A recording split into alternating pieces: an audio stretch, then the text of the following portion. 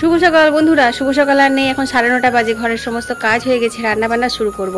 তো চলো, ওল খেও না, ধরবে গলা। আজকে ওলের একটা রেসিপি শেয়ার করব। নিরামিষ মানেই সবার সমস্যা, কি রান্না কি খাবো। কিন্তু নিরামিষ কি আর খাবার নেই বন্ধুরা? ঠিকই আছে, এই হচ্ছে ওল। এটা কিন্তু ম্যাড্রাসি ওল। হ্যাঁ, ওল খেও না, ধরবে গলা, ঔষধ খেতে মিছে বলা, এটা আমরা সবাই পড়েছি। কিন্তু দেখো বাবা, এবার যদি আমাদের বাগান থেকে টাটকা তাজা ওলগুলো পুড়ে সেদ্ধ করে খেতে বলো, তাহলে কি আর গলা ধরবে না? নিশ্চয় ধরবে। কিন্তু এই যে ম্যাড্রাসি ওল, সেগুলো কিন্তু একদমই কুটকুট করে না। অনেকটা জল দিয়ে ওলটাতে 2টো সিটি দিয়ে জলটা ঝরিয়ে নিয়েছি।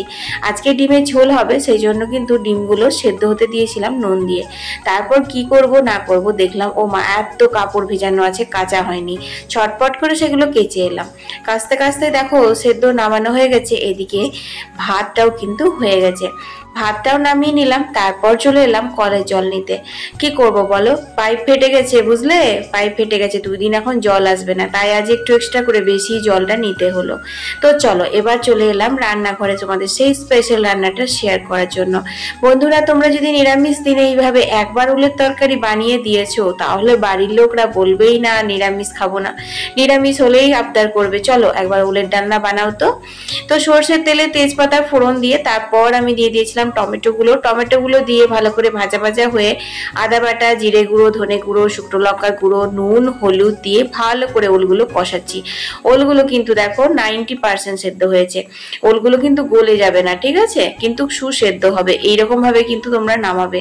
তারপর অল্প একটু জল দিয়ে এখন একটু ঢাকা দিয়ে ফুটতে দেবো, যাতে ওলের ভেতরেও ঢুকে পড়ে নুন, ঝাল, মশলা।